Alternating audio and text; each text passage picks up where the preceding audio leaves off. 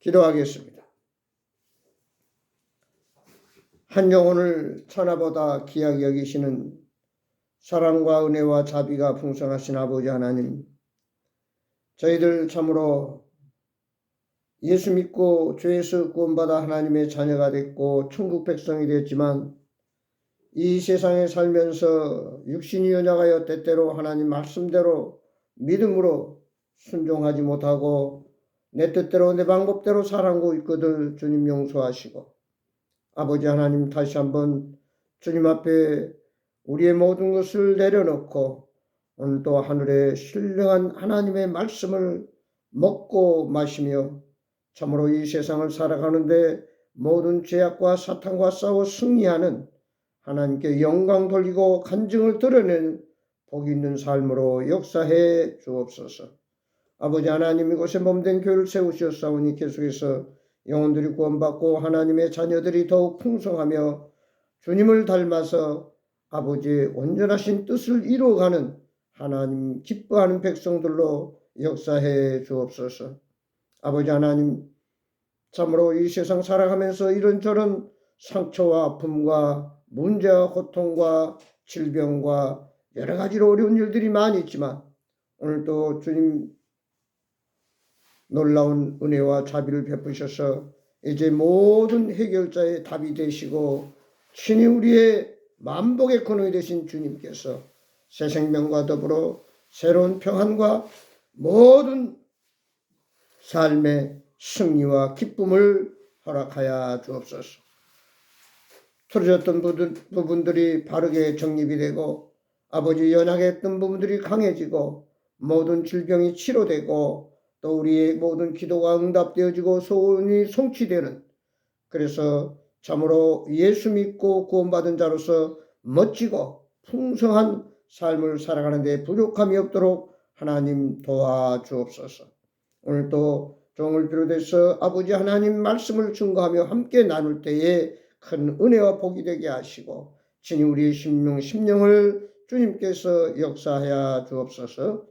오늘 예배를 통해서 다시 한번 우리 인생의 놀라운 기쁨과 성령의 기름 부음이 충만케 하셔서 어디를 가든지 참으로 주님과 동행하면서 멋지고 아름다운 삶을 살아가는 저희들 되게 하여 주옵소서.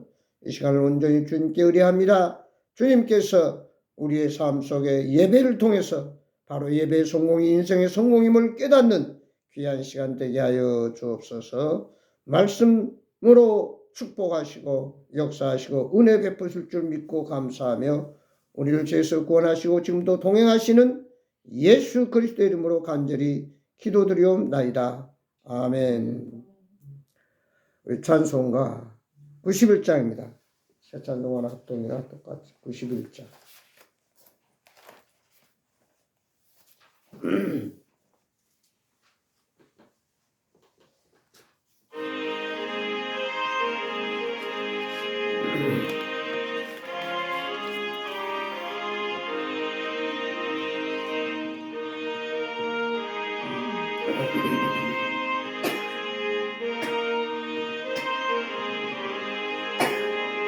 슬픈 마음 있는 사람 예수 이름 믿으며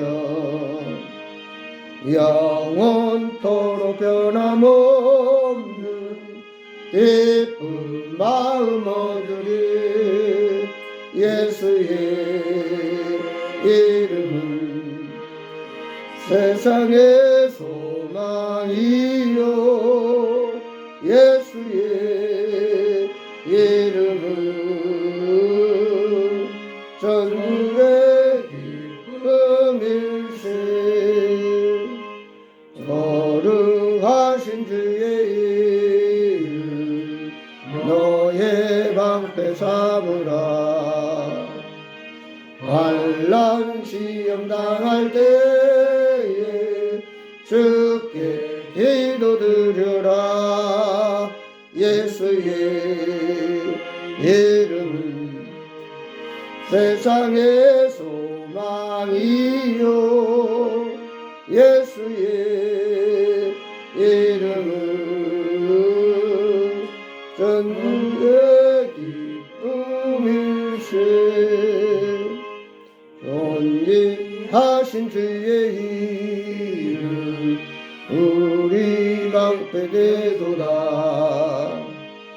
주의 품에 안길래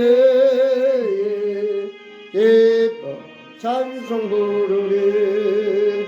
예수의 이름은 세상의 소망이요. 예수의 이름은 전국의 기쁨일세.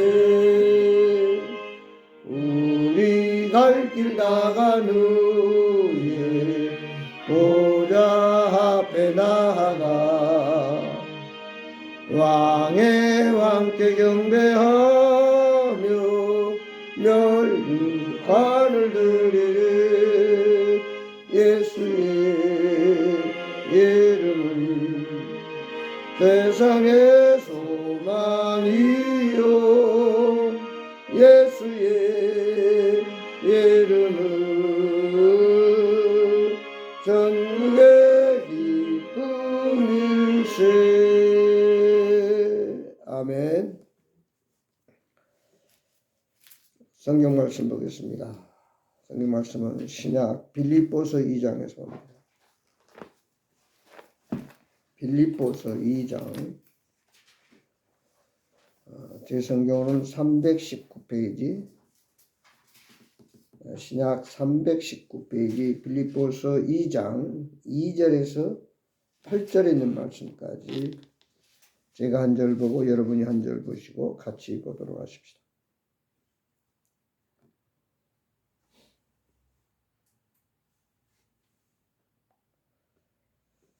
빌립보서 2장 2절 제가 봅니다.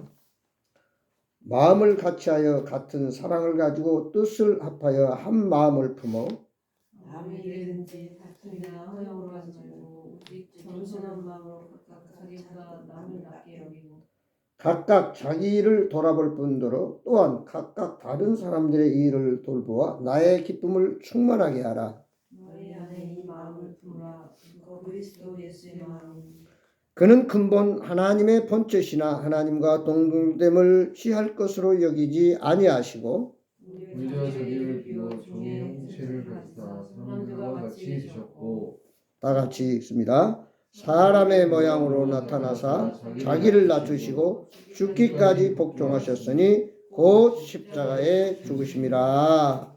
아멘. 오늘 본문 5절에 보면 너희 안에 이 마음을 품으라. 곧 그리스도 예수의 마음이니 그랬습니다. 즉 오늘 너희들은 예수님의 마음을 품으라고 말씀하고 있습니다. 사도행전 16장에 보면은 하나님께서 사무엘 선지자에게 말씀하십니다. 사무엘아, 사울 왕이 하나님 말씀대로 순종하지 아니하고 자기 뜻대로 해서 내가 그를 폐하고 새로운 왕을 세워야 되겠다. 너는 이새의 집에 가서 그 이새의 아들들 가운데 기름을 부어서 이스라엘의 두 번째 왕으로 세우도록 해라. 이렇게 하나님이 사무엘에게 말씀하셔서 사무엘 선지자가 이제 이새 집에 갑니다. 첫째 아들부터 일곱째 아들까지 사무엘 앞을 지나가는데 하나님께서 허락하지 않아요. 이 아들입니까? 아니다. 일곱 번째 아들이 지나갈 때까지 하나님께서 응답하지 않으세요. 그래서 그 이새 아버지에게 당신의 아들들이 일곱 명이 전부입니까? 했더니 이 이새 아버지가 하는 말이 막내 여덟 번째 다윗이라고 하는 아들이 있는데 지금 그는 저 들판에서 양을 치고 있습니다. 그럼 그 아들을 좀 불러오세요. 그래서 아들을 다윗이 사무엘 선지자 앞에 섰더니 하나님께서 바로 다윗에게 기름을 부어라. 그러면서 사무엘상 16장 7절의 말씀이 용모와 키를 보지 말라. 사람은 외모를 보거니와 하나님은 중심을 보신다. 이렇게 말씀하고 있습니다. 이 겉과 속, 많은 사람들은 겉모습을 보고 판단하기 쉽지만 결코 하나님은 외모를 보지 아니하시고 그의 중심, 마음을 보신다. 이 마음이라고 하는 것은 우리가 잘 아는 대로 사람이 다른 사람이나 사물에 대하여 감정이나 의지, 생각 따위를 느끼거나 일으키는 작용이나 태도라고 합니다. 즉 사람의 생각, 감정, 기억 따위가 생기거나 자리 잡는 공간이나 위치를 우리는 흔히 마음이라 이렇게 말하고 있습니다. 얼굴은 마음의 거울이라고 그러죠. 그 사람의 얼굴을 보면 그 사람이 지금 무슨 마음인가? 희노애락, 슬픈 마음인가? 기쁜 마음인가? 상처받는 건가? 평안한 마음인가를 얼굴에 나타낸다고 그러죠. 근데 이 사람에게는 성경에 보면 두 마음이 있다고 그러죠. 두 마음. 예수님의 선한 마음과 마귀의 악한 마음이 있다 그랬습니다. 그래서 육신적인 생각을 하는 육신의 마음과 영적인 생각을 하는 영의 마음이 있다. 이걸 우리가 다른 말로 말하면 예수 믿기 전에 마귀에게 눌려있는 자에게는 곧 악한 마음. 그래서 에레미야서 17장 9절에 보면은 만물보다 거짓되고 심히 부패한 것이 사람의 마음이라. 그래서 우리가 흔히 참 사람의 마음이 간사하다 그런 말 많이 하잖아요. 아침에 다르고 저녁에 다르다. 조석변심하는 게 사람의 마음이다. 그래서 잠언 4장 3절에서는 모든 지킬 만한 것 중에서 더욱 내 마음을 지키라. 생명의 근원이 예수남이라. 어린아이나 어른이나 부자나 가난한 사람이 할 것 없이 누구에게나 사람의 욕심이 끝이 없습니다. 아무것도 모르는 간단히 조그마한 어린아이들도 맛있는 거 있으면 자기 입으로 먼저 들어갑니다. 이게 본능이에요. 그리고 이제 나이가 들고 어른이 되면은 철이 들어서 좀 나을 줄 알았지만 돈 있는 사람은 더 돈 갖고 싶어 하고 권력 있는 사람은 더 권력을 누리고 싶고 안양에서도 6번 국회의원을 했는데 또 7번 국회의원을 하고 싶어서 운동을 하는 그 권력의 끝이 없어요. 그 전에 제가 아는 성남에서 목회할 때 어떤 분은 국회의원 되려고 몇 번 나왔지만 떨어졌어요. 마지막에는 돈이 없으니까 자기 전세금까지 빼가지고 운동하다 결국 그때도 또 떨어져서 참 길거리로 내려앉는 그런 모습도 보세요. 이것이 인간의 욕심, 탐욕입니다.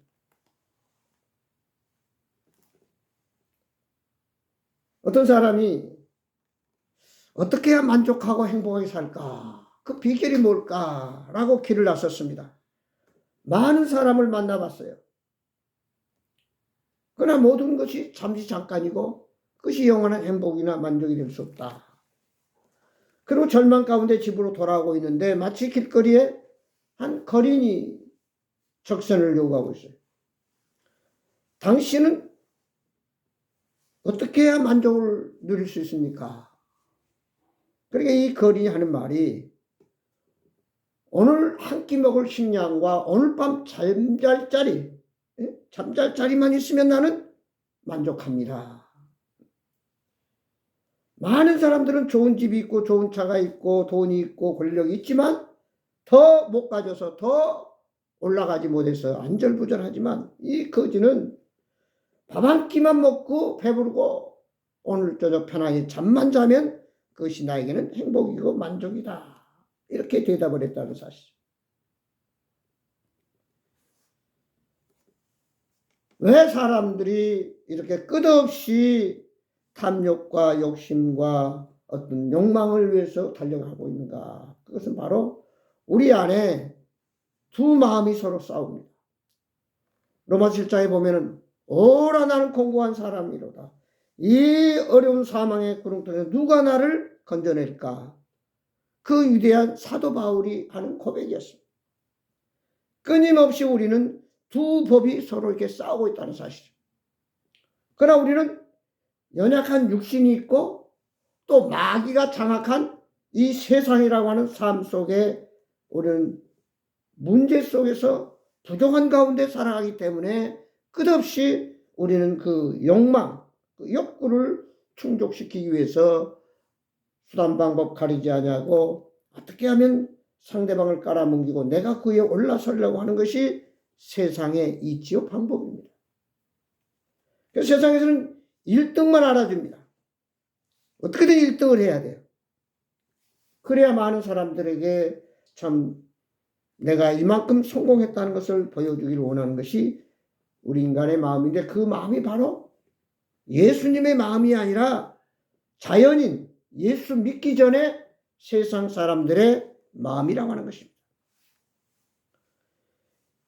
빌립보서 4장에 보면은 사도 바울은 예수님의 마음을 가질 때 예수님의 마음을 가질 때 바로 나는 만족하다고 그랬습니다. 내가 궁핍함으로 말하는 것이 아니라 어떤 형편에든지 나는 자족하기를 배웠느니 나는 비천에 처할 줄도 알고 풍부에 처할 줄도 알아 모든 일 곧 배부름과 배고픔과 풍부와 궁핍도 처할 줄 아는 일체의 비결을 배우느라 내게 능력 주시는 자 안에서 내가 모든 것을 할 수 있느니라. 바로 사도 바울은 로마 7장에서 내 마음의 두 가지 법이 서로 싸우면서 육신의 법과 성령의 법이 싸워서 때로는 말할 수 없는 곤궁과 불안과 두려움과 참 이런 욕심에 묻혀 있지만 그러나 내가 예수님의 마음을 가질 때 나는 어떤 형편 상황 환경 가운데서도 만족하고 자족한다. 왜냐? 내게 능력 주시는 자 예수 그리스도가 내 안에 계시기 때문에 그 예수님이 나를 만족하게 하고 나를 기쁘게 하고 바로 그 예수님의 마음을 가질 때 나는 모든 문제가 해결되고 참 자유함이 있다. 이렇게 말씀하십니다. 신명기 33장 29절에 보면 이스라엘이여 너는 행복한 사람이로다. 여호와의 구원을 너같이 얻은 백성이 누구냐? 그는 너를 돕는 방패시오 내 영광의 칼이시로다. 내 대적이 내게 복종하지 내가 그들의 높은 곳을 밟으리로다. 이렇게 말했습니다. 즉 예수 안에 있으면 우리는 만족하고 행복할 수 있다라고 하는 예수님의 마음을 지닐 때 이런 역사가 나타난다는 사실. 왜 예수님의 마음을 가지면 만족할 수 있느냐? 그것은 바로 내 마음은 끝없는 탐욕과 욕정과 욕구를 위해 달려가지만 예수님의 마음을 가진 자는 바로 내가 이미 예수 안에서 십자가와 함께 죽었기 때문에 그래서 갈라디아서 2장 20절에 나는 이미 십자가에 못 박혀 죽었나니 그런즉 이제는 내가 산 것이 아니요 내 안에 예수 그리스도가 산다고 하는 이 믿음과 고백이 있기 때문에 그는 만족할 수 있다 그 말이죠. 고린도서 6장 19절 20절에도 말씀드렸습니다. 내가 너를 핏값으로 샀다. 그러므로 이제는 성령이 네 마음의 주인으로 자리 잡고 있다. 그래서 네 마음은 거룩한 성령의 집이다. 오늘 예수 그리스도를 진정 구세주로 내 죄를 위해서 죽으시고 부활하신 예수님을 나의 마음의 주인으로 모셨다면 우리는 그 안에서 참된 만족을 또 자유함을 가질 수가 있습니다. 근데 우리는 때때로 이미 예수님을 모시고 나서도 구원받고 나서도 자꾸만 육신에 치우쳐서 보이는 것에 연연해서 만족과 자유함과 평안을 누리지는 못하고 있습니다. 그래서 마태복음 6장 33절에 뭐라고 했어요? 너희는 먼저 그의 나라와 의를 구하라. 그리하면 내가 너에게 모든 걸 더하여 주신다. 우선순위가 바로 정립돼야 된다. 한번 구원받으면 영원한 구원입니다. 이미 내 안에 예수님이 계심으로 우리는 영생을 얻었어요. 하나님의 자녀가 됐어요. 예수님이 나의 주인이 됐다 그 말이에요. 그러나 우리의 삶 속에서 우선순위를 바로 정립하지 못하면 우리는 불안하고 두려워하고 뭔가 아쉬움 속에서 뭔가 허전하고 뭔가 채워야만 더 올라가야만 더 많이 소유해야만 그것이 만족이 온 줄 알고 착각을 한다는 얘기죠. 그래서 우리는 끊임없이 하나님 말씀과 기도와 성령의 능력과 성령의 기름 부음과 하나님의 은혜 가운데 거하지 아니하면 언제든지 수시로 변덕을 부리는 것이 우리의 마음이라고 그랬어요. 그래서 에베소 5장 15절 18절에 보면 세월호 아끼라 때가 가니라. 그러므로 어리석은 자가 되지 말고 술 취하지 말라. 이는 방탕한 것이요 오직 성령 충만함을 받으라. 그러니까 이 성령의 충만함, 성령으로 가득 차고 성령으로 넘쳐 흐르는 이 역사는 한 번으로 끝나는 것이 아니라는 말이에요. 즉 우리가 예수님을 내 개인의 구주로 영접할 때도 성령 충만해야 되고 어제도 충만해야 되고 오늘 또 충만해야 되고 내일 또 성령이 나를 사로잡을 때 우리는 참된 자유와 만족함이 있다는 얘기죠. 우리 인간의 본능은 아담과 하와의 타락으로 불순종으로 죄성으로 가득 차 있어요. 그래서 태어날 때 누구든지 의인 없나니 한 사람도 없다. 모든 사람이 죄를 범하여서 하나님 앞에 나아갈 수 없다 그랬어요. 그래서 언제든지 쓴뿌리 죄가 우리를 사로잡아서 죄의 구렁텅이로 끌어넣는 이 악한 마귀가 우리를 유혹하고 있다는 것이죠. 그래서 마태복음 4장에 보면 예수님이 40일 금식하신 후에 사탄 마귀가 예수님께 찾아와서 뭐라고 합니까? 너 배고프지? 이 돌을 명해서 떡이 되게 해서 그걸 먹으면 너 배부르지 않겠냐? 예수님 뭐라고 하셨어요? 사람이 떡으로만 살 것이 아니라 하나님의 말씀으로 산다. 힘으로 되지 않냐고, 능으로 되지 않냐고 여호와 신으로 된다고 했어요. 우리는 착각을 하는 게 뭐냐 하면은 내 힘으로 하다가 안 되면은 그때 가서 하나님 나 좀 도와주세요.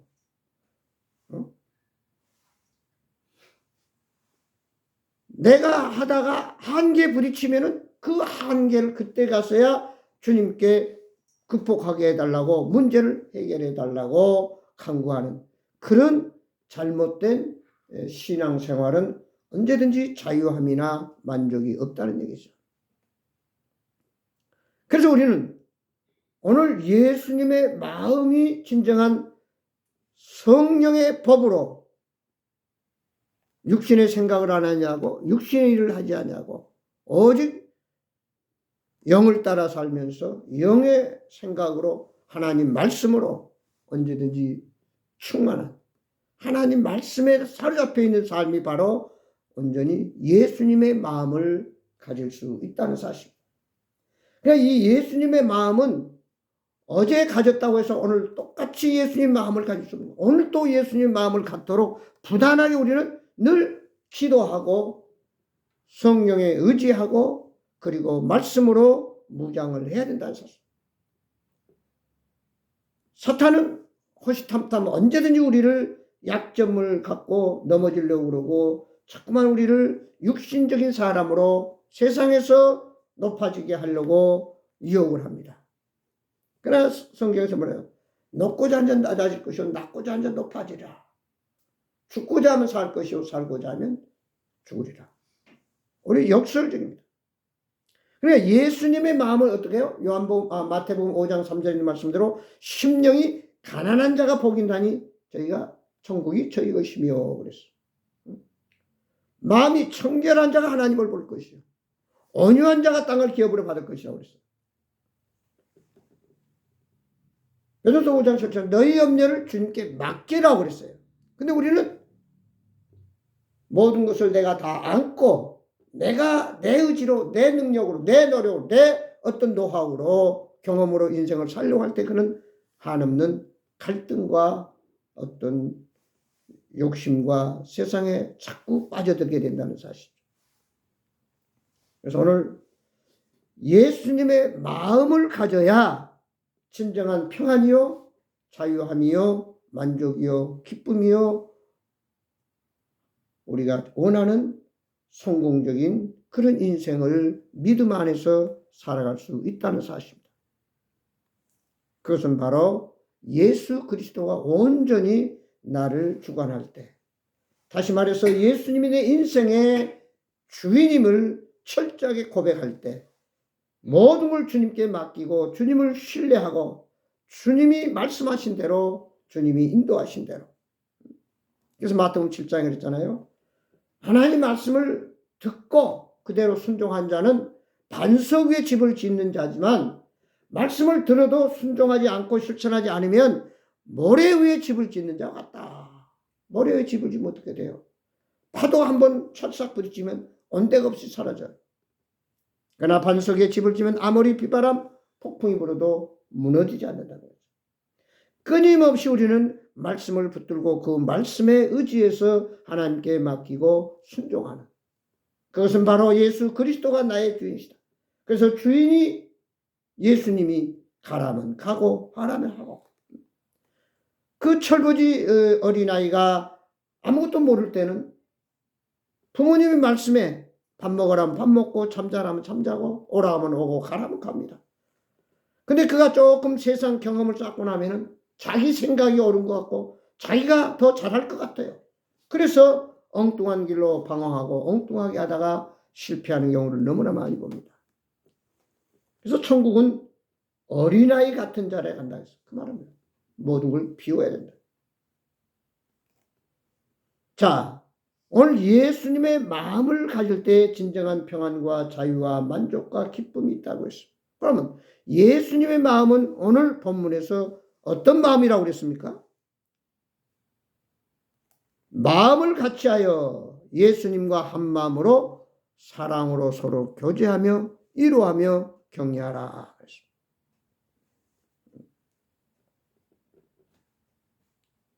그리스도 안에 무슨 권면이나 사랑이나 무슨 일어나 성령의 무슨 교제나 공의나 자비거든 마음을 같이하여 같은 사랑을 가지고 뜻을 합하여 한 마음을 품어 그리스도와 항상 동행하는 삶을 살 때 예수님의 마음을 가질 수 있다. 우리가 아무리 가까운 사람도 만나지 않으면 멀어지게 돼 있어요. 그래서 이웃사촌이라고 그랬어요. 아무리 가족, 아무리 친한 친구라도 멀리 떨어져 있고 안 만나다 보면 차츰차츰 멀어지게 돼 있어요. 그러나 멀리 있는 사람도 늘 만나고 이웃에 같이 살다 보면은 정이 들게 되고 서로 위로하고 격려하고 같은 인생을 살아갈 수가 있습니다. 그래서 오늘 우리는 예수님의 마음을 갖는다는 것은 예수님과 한 마음인데 바로 그것은 주님과 동행하는, 주님의 생각이 내 생각이 되고 주님의 말씀이 나의 말씀이 되는 거죠. 바로 이 예수님의 마음은 자기 자신을 비우는 것이요, 바로 내가 먼저가 아니라 항상 주님한테 물어보고 주님이 말씀하신 대로 따라가기만 되는 거예요. 그러니까 염려할 것도 없고 걱정할 것도 없어요. 시편 37편 4절에 그랬어요. 여호와를 기뻐하라. 그가 내 마음의 소원을 내게 이루어 주시리로다. 여호와를 기쁘게 하면은 하나님께서 우리 마음의 소원을 다 이루어 주신다고 그랬어요.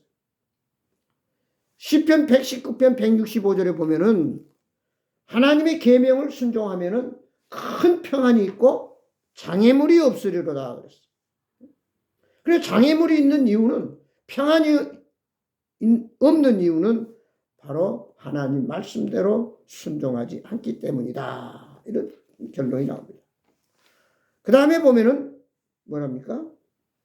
다툼이나 허영으로 하지 말고, 아무 일이든지 다툼이나 허영으로 하지 말고 오직 겸손한 마음으로 각각 자기보다 남을 낮게 여기고.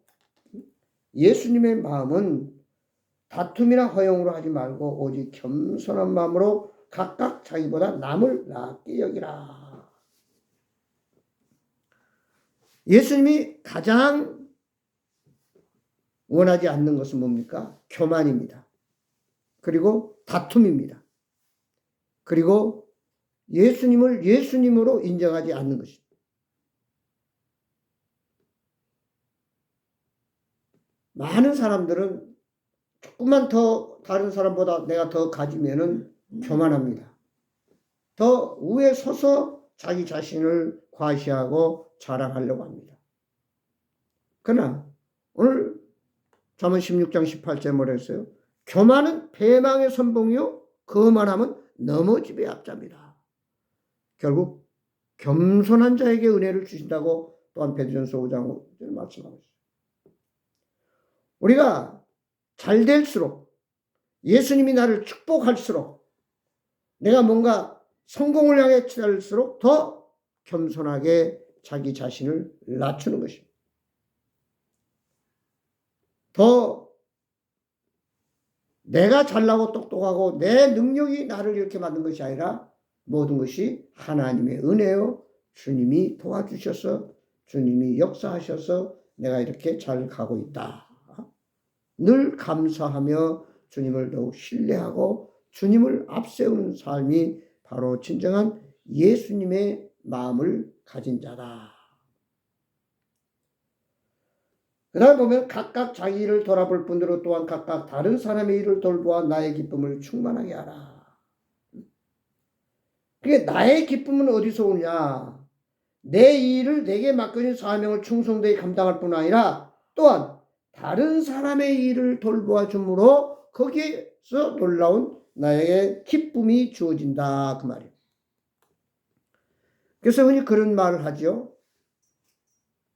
자원봉사를 잘하는 사람은 건강하게 오래 산다. 그러니까 내 욕구만 충족할 때는 먹어도 끝이 없지만 내가 조금 다른 사람을, 약한 사람을, 내 필요가 원하는 사람들에게 도움을 줌으로 해서 그가 일어서고 그에게 참된 기쁨을 줄 때 그 기쁨은 더없이 크다 그 말이에요. 그래서 오늘 예수 믿는 사람과 예수 믿지 않는 사람의 가장 큰 다른 점은 뭐냐면 이기주의냐 이타주의냐, 더불어 함께 살아가느냐 나 홀로 살아가느냐, 거기에 큰 차이가 있어요. 예수님의 마음은 어떤 마음입니까? 마음 10장 45절 있잖아요. 인자가 온 것은 섬김을 받으려 함이라 도리어 섬기려 하고 자기 목숨을 많은 사람의 구속 대성물로 대신 십자가에 죽으시기 위해서 오셨다. 그게 바로 예수님의 정신이요 예수님의 생각이요 예수님의 마음입니다. 그래서 오늘 우리가 아무리 미움이 있고 불평이 있고 절망이 있고 걱정, 근심, 두려움이 있지만 예수님의 사랑이 그곳에 들어가면 어둠이 물러가고 빛으로 인해서 광명한 세계로 바뀌어지시 하나님의 자녀들이 하나님의 사람이 가는 곳마다 평화가 있고 사랑이 있고 기쁨이 넘치는 것이 그것이 예수님의 마음을 가진 하나님의 사람들의 삶이다. 그래서 우리가 그리스도인 그러면 예수님께 속한 주님을 닮아가는 자를 우리는 그리스도인, 예수 믿고 구원받은 자들이라고 말합니다. 끊임없이 그래서 오늘 우리는 이 예수님의 마음, 무슨 마음입니까? 오늘 말씀 그대로 서로 화목하고 서로 위로 격려하고 더불어 함께 살아가는 것. 그래서 잠언 17장 1절에 뭐였어요? 마른 떡 한 조각만 넣고 화목하는 것이 육손이 집에 가득하고 다투는 것보다 낫다. 이것이 바로 그리스도의 정신이에요.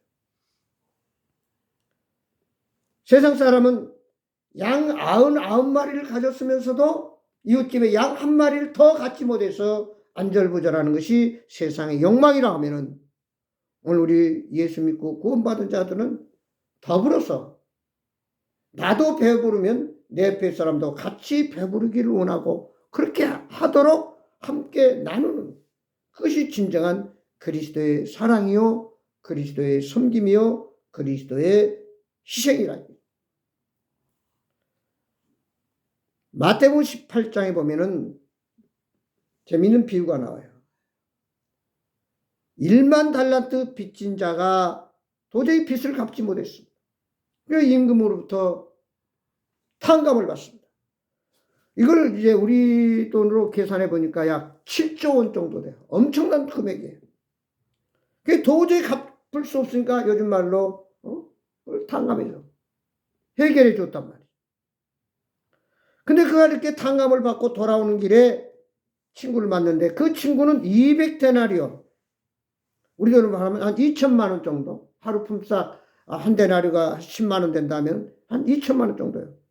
그 빚진 자를 친구에게 왜 빚 안 갚냐고. 내가 돈이 없으니까 돈 벌어서 갚겠다고 조금만 기다려달라고 했는데도 불구하고 자기 친구를 감옥에 가뒀다는 얘기예요. 이게 사람의 마음이에요. 조금 전에 1만 달러도 엄청난 금액을 임금으로 탕감을 받았는데 200데나리온 빚을 안 갚는다고 친구를 감옥에 가두는. 그래서 결국 이 소식이 임금에게 들어가가지고 결국 다시 그를 감옥에 가두었다. 얼마나 참 사람의 그 이기적이고 참 자기 논리적이고 자기 중심적인가 하는 것을 바로 마태복음 18장에 우리가 적나라하게 온 우리의 시대를 말해주고 있습니다. 잠언 16장 17절 채소를 먹으며 서로 사랑하는 것이 살찐 소를 먹으며 서로 미워하는 것보다 낫다.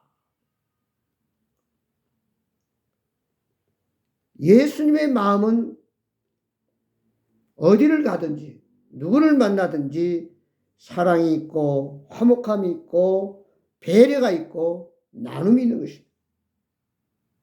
저부터 예수 믿고 구원받은 하나님의 백성이라고 하면서도 그런 어두움을, 그런 문제를 해결하지 못하고 변화시키지 못한다 하면 우리는 예수님을 주인으로 모신 구원받은 하나님의 자녀라고 말할 수 없습니다. 예수님의 마음을 가진 자는 구원의 확신, 나는 하나님의 자녀다. 나는 천국 백성이다. 지금 죽어도 천국 갈 수 있다. 나의 모든 것은 주님이 주인으로 주관하신다라고 하는 철저한 믿음의 고백 속에서 먼저 주님을 생각하는 사람이라면 우리는 철저하게 이 예수님의 마음, 주님의 사랑을 가지고 내 인간의 생각 가지고 판단할 것만 합니다. 마지막으로 누가복음 15장에 보면은 둘째 아들이 자기 몫을 미리 달라고 해가지고 그 상속벌 도시가 다 탕진하고 거지가 돼서 돌아옵니다. 그때 이 아버지는 그 친구가 둘째 아들이 죽었다가 살아왔다고 하면서 그저 반겨 맞으면서 잔치를 베풀고 새 옷을 입히고 반지를 끼우고 새 신발을 신깁니다.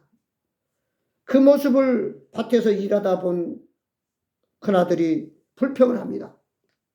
나는 이제까지 아버지 밑에서 평생 동안 고생 이렇게 죽도록 하는데 송아지 새끼도 안 잡아주는데 그 많은 재산을 다 탕진하고 돌아온 둘째 아들을 아버지가 어떻게 저렇게 환영을 하면서 잔치를 배설하고 저런 놀라운 참 일을 합니까? 그때 이 아버지가 그러잖아요. 네 동생은 죽었다가 살아온 아들이고 너는 내 것이 다 네 것이 아니야. 그러면서 그 아들을 큰아들 위로해 준 말씀이 15장에 나옵니다. 사람의 논리적으로 세상의 철학으로 때로는 이해가 안 됩니다. 당연히 재산을 다 탕진했으면 벌 받아야 되고 책망을 받아야 되는데 아버지는 오히려 그를 사랑으로 용서로 자비로 맞아주고 오히려 불평했던 큰아들을 잘 타일르면서 그 가족이 하나가 되는 이 사실을 우리는 성경을 통해서 보면서 정말 우리는 다시 한번 거듭난 고린도후서 5장 17절에 누구든지 그리스도 안에 있으면 새로운 피조물이라 이전 것은 지나갔으니 새 것이 되었도다. 새 사람이 되었으니까 새 사람답게 변화된 모습, 변화된 인격, 변화된 삶, 변화된 관계 속에서 하나님의 나라를 이 땅에 실현하는 그리스도의 사랑을 실천하고 그리스도의 놀라운 그 자비와 은혜와 평강을 함께 더불어 나누면서 우리의 가는 곳에마다 그리스도의 사랑과 빛이 빛나는 놀라운 역사가 일어나기를 주의 이름으로 축원합니다. 기도하겠습니다. 아버지 하나님 고맙습니다. 오늘 말씀을 통해서 예수님의 마음을 가지라고 그랬습니다. 내 마음이 아니라 예수님의 마음입니다. 나는 이미 주님과 더불어 죽었습니다. 이제는 내가 주인이 아니라 예수님이 주인입니다. 내가 하고 싶고 내가 말하고 싶다고 해서 되는 것이 아니라 이제 모든 것은 주님의 의지에 의해서 말씀에 의해서 주님이 말씀한 대로 시키는 대로 그저 순종하고 믿음으로 나아가기를 원합니다. 그래서 저희들을 통해서 하나님의 나라가 이 땅에 임하고 정말 그리스도의 사랑과 기쁨과 평안이 또 자유함이 만족이 넘치는 우리의 복된 삶을 더불어 살아갈 수 있도록 축복해 주옵소서. 예수 그리스도의 이름으로 기도하옵나이다. 아멘. 찬송가 384장 통합 433장입니다. 새 찬송가 383장 통합은 433장.